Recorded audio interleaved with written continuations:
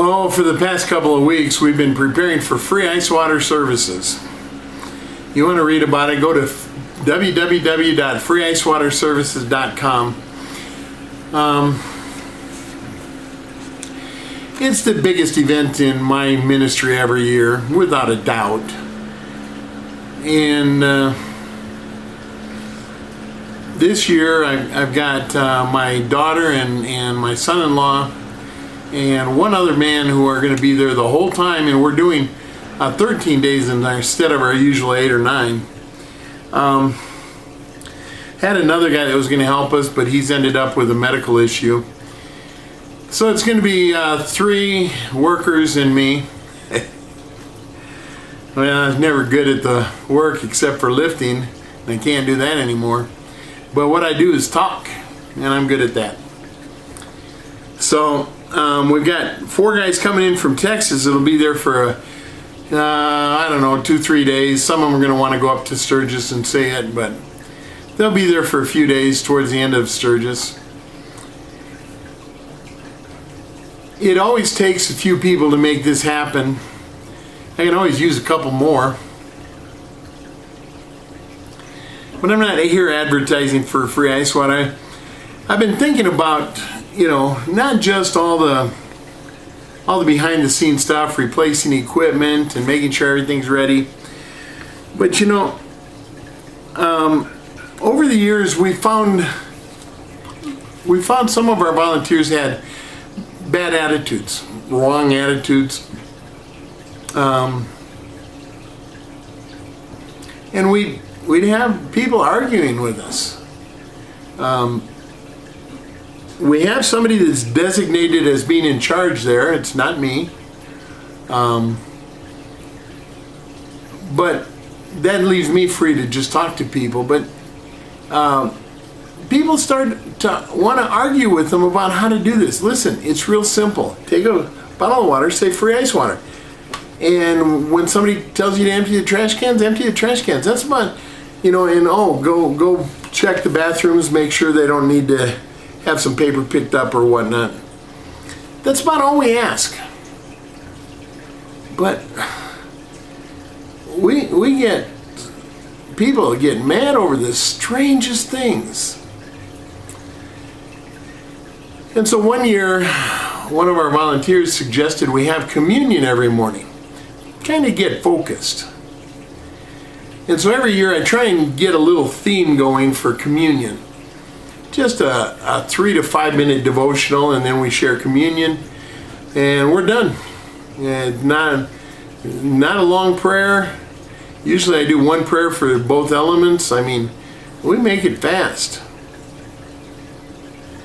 And then one year, at night, we're pretty much just sitting around, campfire style, literally.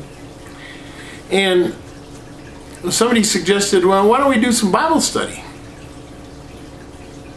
I'm cool with that. So I started trying to put together Bible studies for every year. And I don't do in-depth ones for this. I put together a few ideas, a few scripture verses, and then we share them and we see where people want to take it. And every year I try and make that a bit of a theme too. Well, this year I made the devotionals for communion and the Bible studies all one theme. And it's called the servant. Being a servant. Now, there's nothing new in that. Christians have heard that over and over again. And we're going to be up there for 2 Sundays. I've got to have 2 sermons. For Sunday morning, they're probably 10-minute sermons, maybe 15. And we do those in place of a communion devotional. We still have communion on Sundays. But, we don't do a lot of time in the mornings because it's about getting out and getting to work.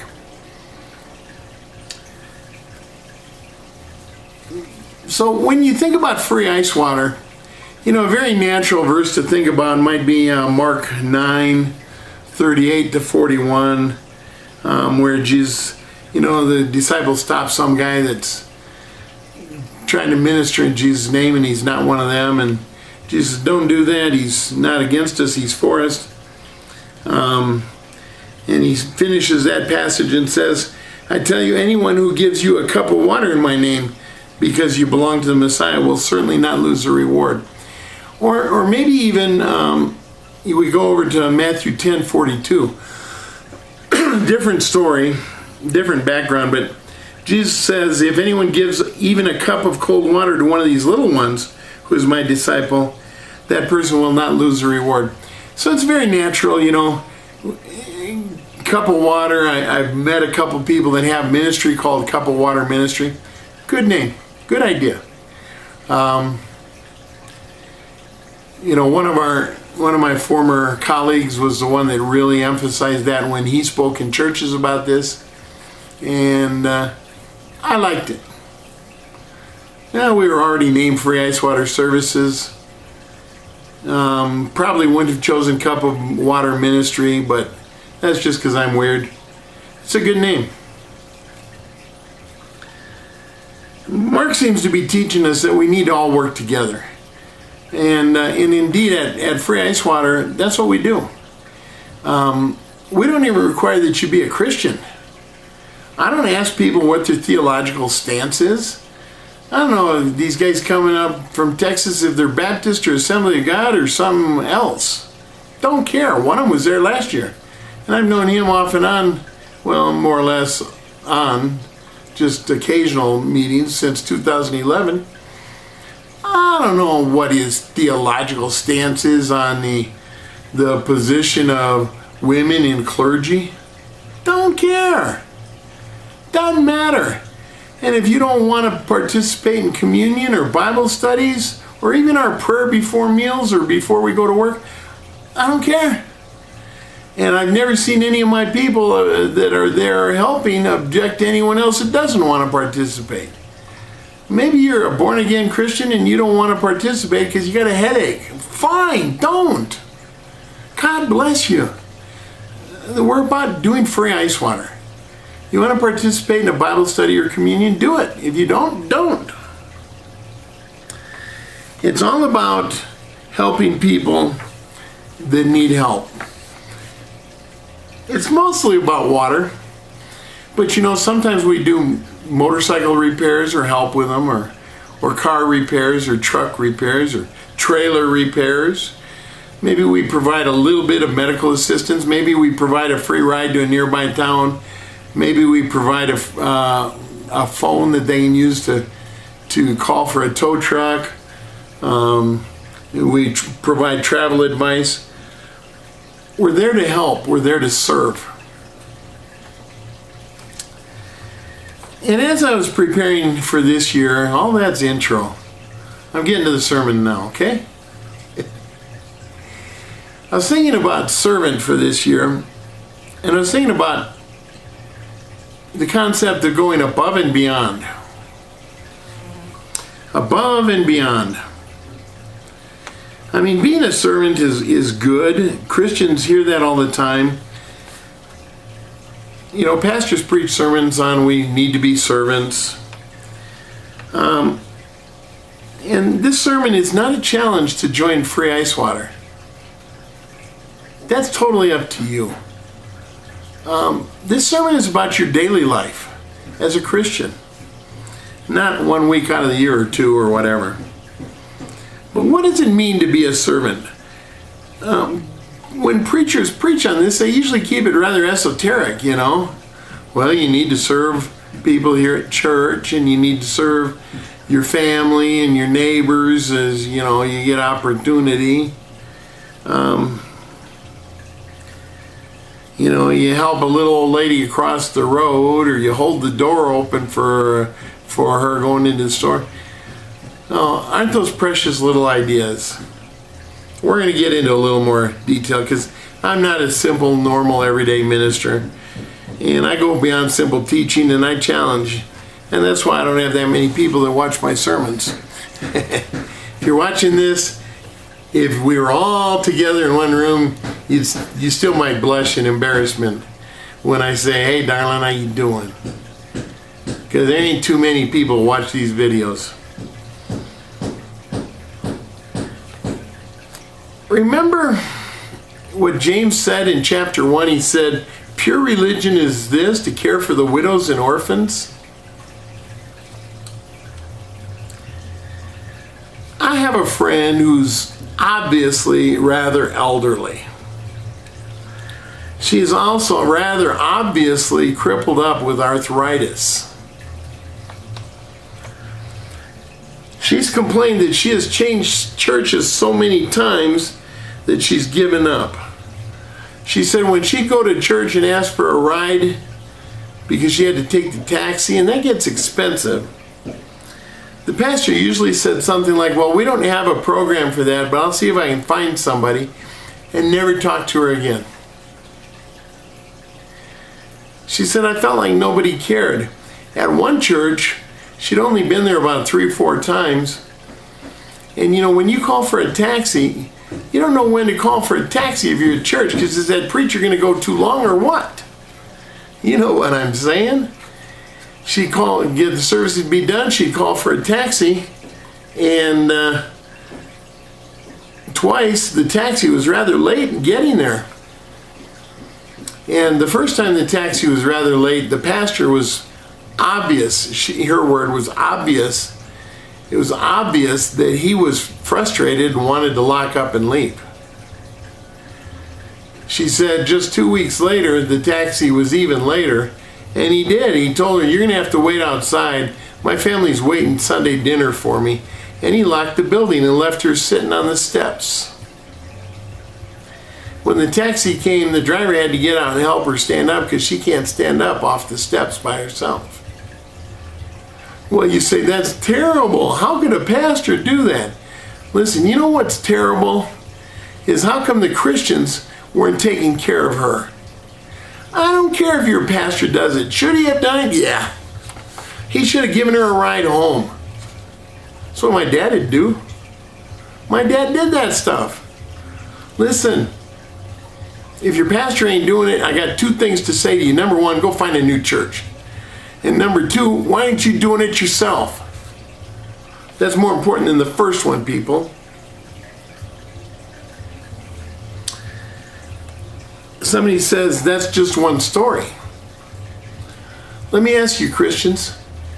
I know there's a few that do that, but how many of you know somebody that on a regular basis gives somebody a ride to and from church, somebody they aren't related to?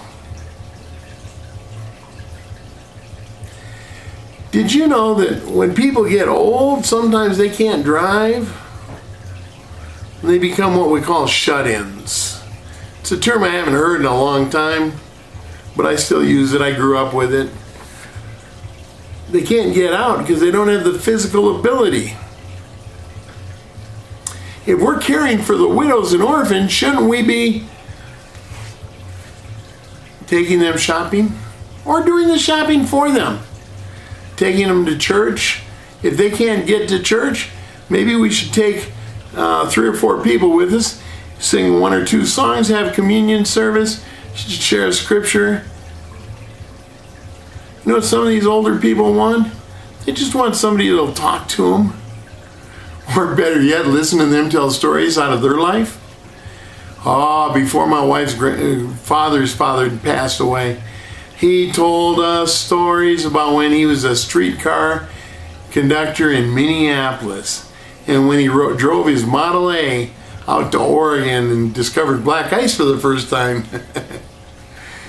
He told us stories about plowing a field with a horse.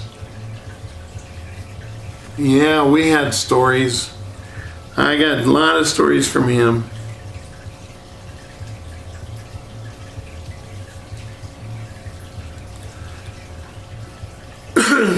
Above and beyond. Free ice water is all about above and beyond. We're camping 6 miles away from the rest area because the Department of Transportation won't let us camp there, even though there's lots of tall grass and nobody ever goes on. So we drive 6 miles of clay road. I say clay because when it rains, your all-wheel drive vehicles are going to go every which way, and we're towing trailers a lot of the time. We have fun. Some of us ride motorcycles, not my immediate crew, because we all have to drive trucks to haul the stuff up there. But like the guys from Texas, some of them will come in on motorcycles. And if it's raining too hard, we just tell them, go into town, we'll pay for your motel room. We get thunderstorms almost every night because we're right up against the mountains. During the day it's 95 to the highest we've seen is 108. And when the cold air comes over the mountains and they're 30 miles away, comes down on that heat, thunderstorms every afternoon. We have tents destroyed, easy ups destroyed. I mean, a barbecue grill, 1 or 2 years, maybe 3, it's destroyed just from sand blowing into everything, if not from the wind just tearing it apart. That's being a servant above and beyond. The work all day has got hard parts, but mostly it's long, boring stuff. And you talk to different people all day, but they're cracking the same jokes at you. You're cracking the same jokes back at them, and you got to pretend like it's new for each person. And that kind of wears you out. Servant above and beyond. Now let's take that back into your life again. What are you doing? I know a couple that they met a guy who's not always easy to get along with. He has no car. And they not only give him a ride to church and home again, but they almost every day they go over and pick him up, bring him back to their house, they feed him dinner, and then take him home again. He needs to go grocery shopping, they pick him up and take him grocery shopping. Well, it must be nice to have that kind of money. You don't have to work much. No, they both work full time. That's what they do in their spare time. Is that called going above and beyond? I mean, some of the people watching this probably don't even do that for their own parents.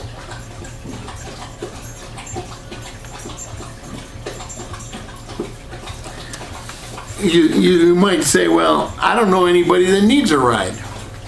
How come? Almost every church has got people that need rides. If you'd stop going to church so you can socialize with your best friends, and you start going to church so that you can meet people that need to be served, you'd find them. You'd find them. Get to church an hour early and watch and see who comes in a taxi. Or stay an hour late and watch and see who's waiting for a taxi. Talk to your pastor. If your pastor can't tell you about somebody that has mobility problems, again, find a new pastor and a new church. Your church is obviously out of touch with what Christianity is all about. We need to be able to find people that need help. That's what a Christian should be doing. And of course, Christians like to say, well, I always ask WWJD, what would Jesus do? I know that's an old fad, but I still hear it now and then. And then they like to say that because Jesus lived in a different day and time, so what he would have done, we don't know. And that's how they weasel their way out of doing anything. Mark 10:45, Jesus says he came to serve, not be served. In John 13, he washed the feet of the disciples. I've been to churches and I've done it. Foot washing. Doesn't mean diddly squat. That's a cute thing, isn't it? A little humiliating, a little embarrassing. Doesn't really mean anything because their feet were dirty. Dirty, dirty. They wore sandals, they walked in dirt, no asphalt, no cement, no carved floors. Jesus in Luke 22:25, Jesus said a leader serves.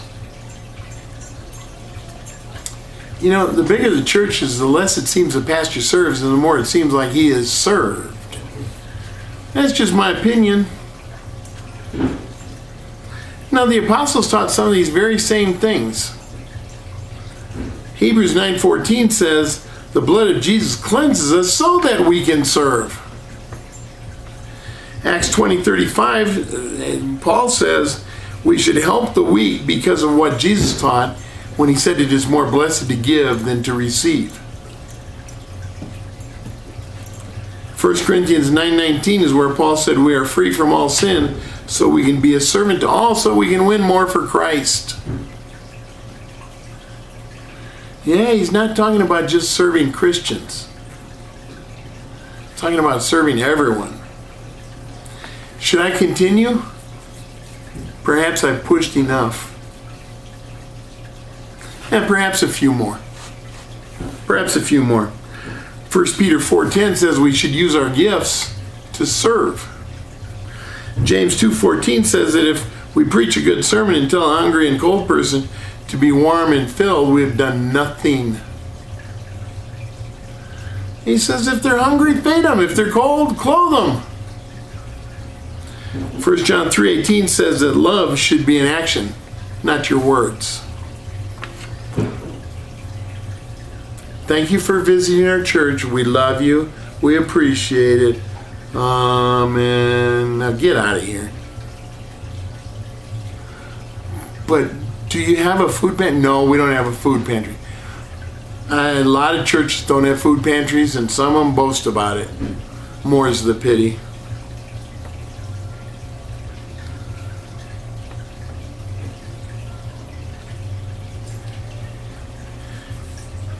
You know, off notes again, I always do that.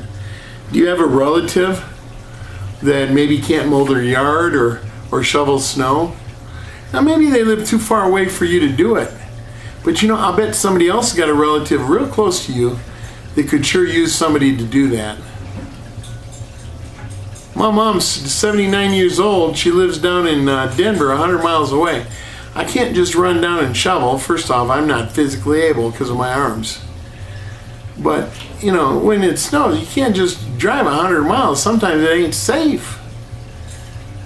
You know, I wish the people in that church would get behind a program where every able-bodied man and some of the able-bodied women would go out and shovel their own sidewalk when it snows, and then one other person from their church and one other person besides the person from their church shovel 3 sidewalks. Yeah, you got to get up early.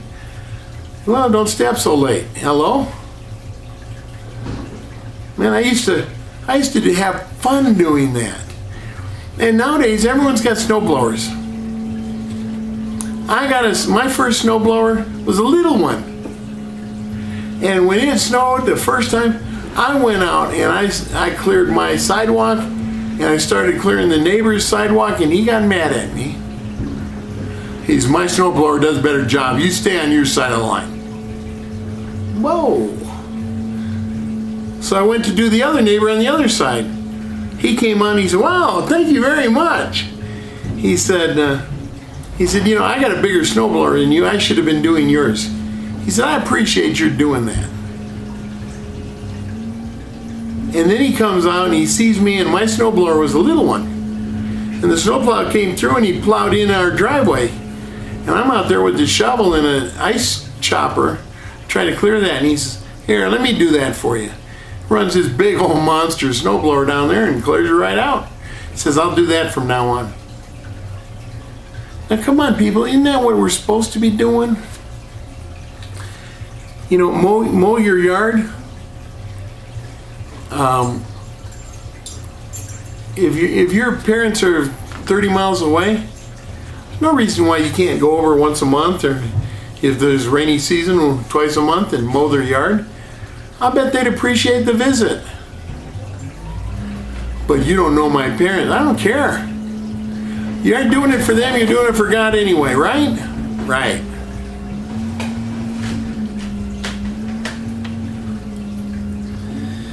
I've got a lot more scriptures here. Again, you can go to your church and ask them, who needs help? Caring for the widows and orphans. All right, Christians, are you wondering what you can do? When you can ask that question and be serious about it, now you're starting to understand what Christianity is really all about. There are things you can do that are real simple, like Boys and Girls Clubs. Yeah, sure, you can volunteer. Big Brothers, Big Sisters program. That's great stuff. Just within your own church, though, if your church is of any size, you've got some single parents. Now, mostly they don't have much income because it's hard to raise a family on single income these days. But let's say they have income. You know what? They still need a break. They still need a break. You need to get away once in a while. Why don't you take their kids to the zoo or the park or bowling or to the movies? Make sure and buy popcorn. Yeah, it's expensive. I don't care. Pick movies that are age appropriate. Be conservative, but not too conservative or the kids will get insulted. You know what I mean. You can do these things for a single parent. They should have a break at least once a month. Maybe more.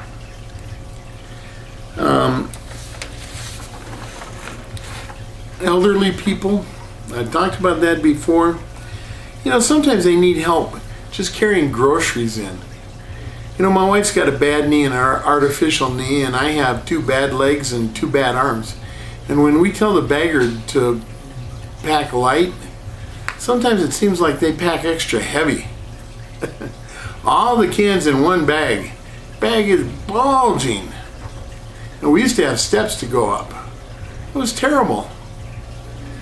You know, it sure would have been nice if we'd had somebody to carry them out of the car and into the house. Forget getting from the grocery store to the car.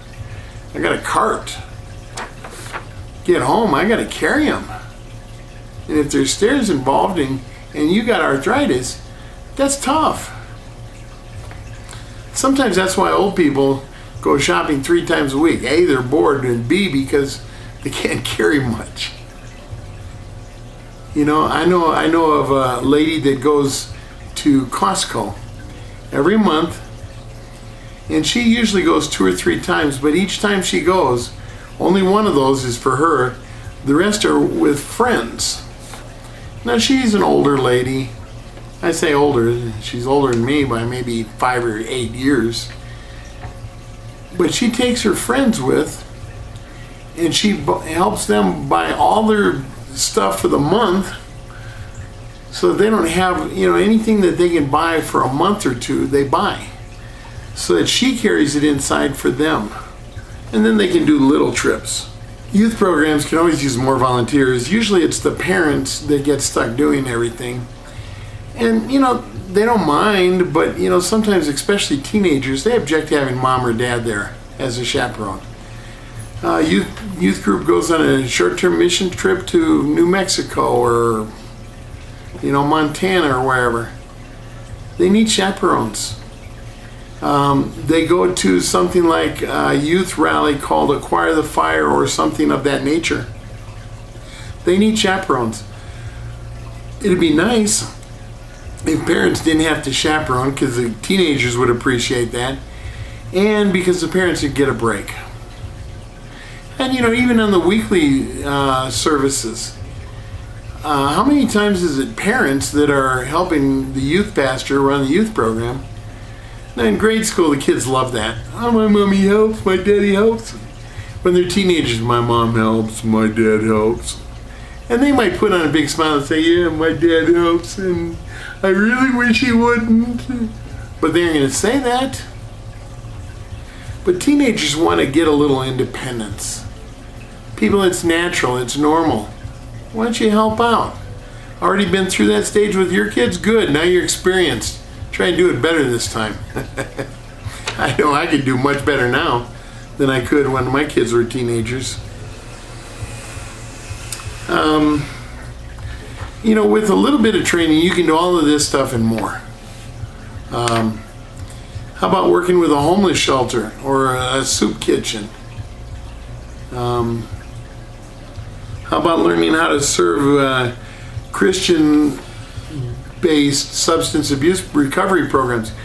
Listen, most the biggest one at least in this part of the country, is called Celebrate Recovery, and most of them start with a dinner, and then they have a worship service, and then they have breakout groups.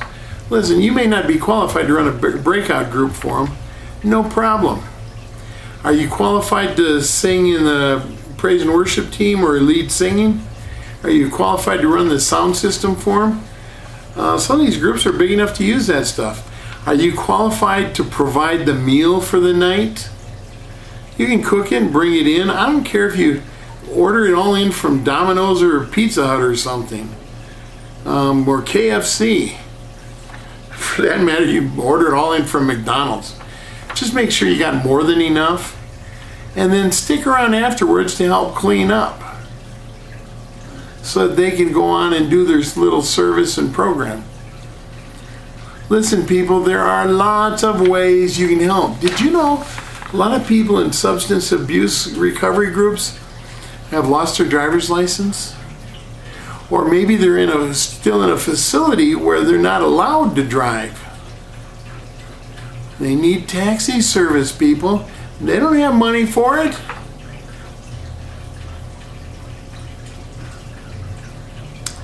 Listen, all it amounts to is this. Christians, I want to ask you, are you being good Christians and serving when you have an opportunity? Or are you going above and beyond to be a servant in every aspect of your life, every minute of every day? You are loved. Share the love.